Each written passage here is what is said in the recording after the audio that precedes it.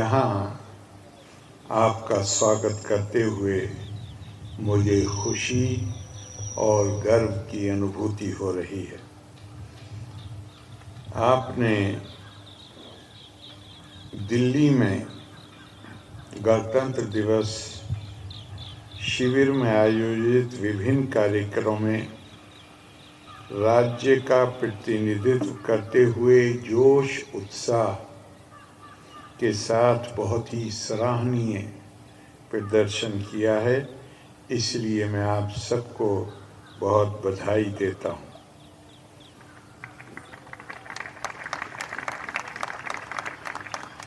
इस कार्यक्रम के लिए कैडेट्स को प्रशिक्षित, प्रेरित और सहयोग करने वाले सभी सैन्य अधिकारी, जेसीओ, एनसीओ, जीआईसी और एएनओ की पूरी टीम का योगदान अत्यंत ही सराहनीय रहा है। मैं सभी कैडेट्स सहित आपको धन्यवाद भी देता हूं और शुभकामनाएं भी देता हूं। राष्ट्रीय कैडेट कोर का उद्देश्य युवाओं में चरित्र निर्माण, अनुशासन, निस्वार्थता, सबको समदृष्टि से देखने की प्रवृत्ति, साहस की भावना तथा स्वयं सेवा के आदर्शों को विकसित करना है। इसके अतिरिक्त एनसीसी का उद्देश्य जीवन के सभी क्षेत्रों में नेतृत्व के गुणों के साथ संगठित, प्रशिक्षित और प्रेरित युवाओं का समूह बनाना है, जो राष्ट्र की सेवा के प्रति समर्पित हो, चाहे वे किसी भी क्षेत्र में कार्य कर रहे हों। एनसीसी बड़ी संख्याओं में युवाओं को सशस्त्र बलों में शामिल होने के लिए प्रेरित करने के साथ साथ इसके लिए अनुकूल वातावरण पैदा करता है। एनसीसी अपने उद्देश्यों को पूरा करने में समय की कसौटी पर खरा उतरा है और ये देश की वर्तमान सामाजिक आर्थिक परिदृश्य में अपेक्षित आवश्यकताओं को पूरा कर रहा है। राष्ट्र निर्माण में कैडेट कोर की महत्वपूर्ण भूमिका है। इसने अपनी स्थापना के बाद से राष्ट्र निर्माण और सामाजिक सद्भाव में बहुत बड़ा योगदान दिया है। एनसीसी हमारे देश के मूल्यों का प्रतीक है तथा इसके कैडेट्स ने मानवता, देशभक्ति और निस्वार्थ सेवा के उच्च मूल्यों को स्थापित किया है। ये बेहद खुशी की बात है कि एनसीसी में शामिल हमारे युवाओं को भविष्य की जिम्मेदारी और कल के नेतृत्व के रूप में तैयार करके अपने प्रभावी मिशन को आगे बढ़ा रहे हैं। एनसीसी कैडेट्स अपनी विभिन्न सामाजिक जागरूकता और सामुदायिक विकास की गतिविधियों के माध्यम से सरकार के विकसित भारत पहल में भी प्रमुख भूमिका निभा रहे हैं। अपनी मिश्रित गतिविधियों के माध्यम से एनसीसी ने हजारों युवा पुरुषों और महिलाओं को देश के जिम्मेदार, सतर्क, अनुशासित, मजबूत और अभिप्रेरित नागरिकों के रूप में तैयार करने के लिए प्रशिक्षित किया है और उनमें राष्ट्रीय एकता, नैतिकता, करुणा और देशभक्ति के प्रति प्रतिबद्धता की भावना पैदा की है। एनसीसी युवाओं के समग्र विकास हेतु निरंतर प्रयासरत है। ये उन्हें संस्थागत प्रशिक्षण प्रदान करता है, जिसमें सेना, नौसेना और वायुसेना के विषयों के बुनियादी सैन्य प्रशिक्षण शामिल हैं।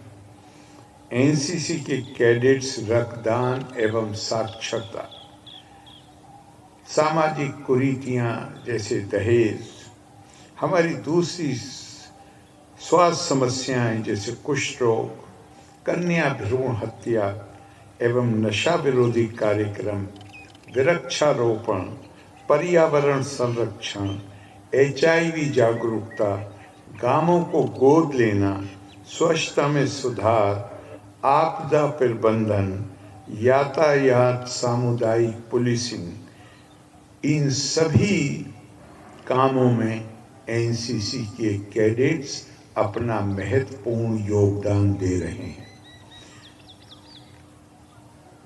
एनसीसी कैडेट्स अन्य देशों के वर्दीधारी युवा संगठनों के साथ युवा आदान प्रदान कार्यक्रमों में भी भाग लेते हैं। एनसीसी ने वर्ष 1948 में मामूली शुरुआत से लेकर अब तक एक लंबा सफर तय किया है। आज राष्ट्रीय कैडेट कोर एकता और अनुशासन के आदर्श वाक्य के साथ 21वीं सदी के नेतृत्व की चुनौतियों का सामना करने के लिए आगे बढ़ रहे हैं। आज हम ऐसी दुनिया में रहते हैं जो बहुत तेजी से बदल रही है और आपस में जुड़ी हुई है। इसलिए स्वाभाविक है कि हमारे युवा समाज की बेहतरी के लिए हम निरंतर प्रयासरत रहें। आज के युवा न केवल जागरूक हैं और खुद को व्यक्त करने के लिए आगे आ रहे हैं, बल्कि अपनी ज़रूरतों को पूरा करने के लिए हमारी राजनीति और समाज को आकार देने में मदद करने के लिए भी तत्पर हैं। इसलिए अपने देश के युवाओं से मेरी अपील है कि एनसीसी में शामिल हों और सौहार्द, रोमांच एवं अनुशासन का जीवन जीने के साथ साथ एक बेहतर नागरिक बनकर देश एवं समाज के उत्थान में अपना बहुमूल्य योगदान दें।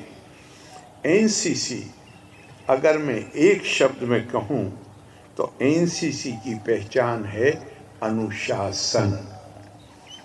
अनुशासन का मतलब है अपने ऊपर नियंत्रण।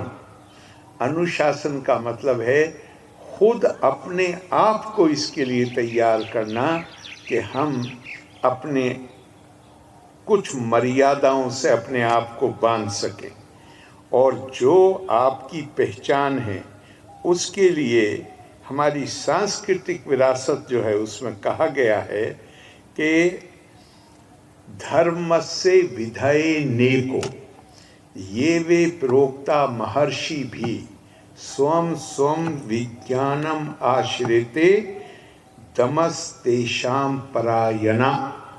अर्थात हमारे यहाँ धर्म के 19 अर्थ हैं। ये जो हमने आमतौर से धर्म को रिलीजन से ट्रांसलेट कर लिया है, ये सही नहीं है। ये तो इसका एक बहुत छोटा सा हिस्सा है, अपनी आस्था को अभिव्यक्ति देना। धर्म का जो व्यापक अर्थ है वो है सभ्य जीवन की आचार संहिता, वो उसका मुख्य अर्थ है। तो यहाँ कहा गया है कि धर्म की अलग अलग तरह व्याख्या की गई है। सारे अलग अलग ज्ञानी लोगों ने, मुनियों ने उसको अलग अलग तरह से परिभाषित किया है, लेकिन एक बात पर सब सहमत हैं, और वो बात क्या है? अपनी अपनी जानकारी, अपना अनुभव, उसके आधार पर उन्होंने परिभाषित किया है, लेकिन एक बात पर सब सहमत हैं, और वो ये है दमस्तेषां परायणा। सबसे बड़ा धर्म अगर कोई है तो वो दमस है। दमस और कुछ नहीं है, डिसिप्लिन है, अनुशासन है। दमस अपने आप को मर्यादा के अनुसार कैसा आचरण करना है, वो है। सभ्य आज सभ्यता की आचार संहिता है।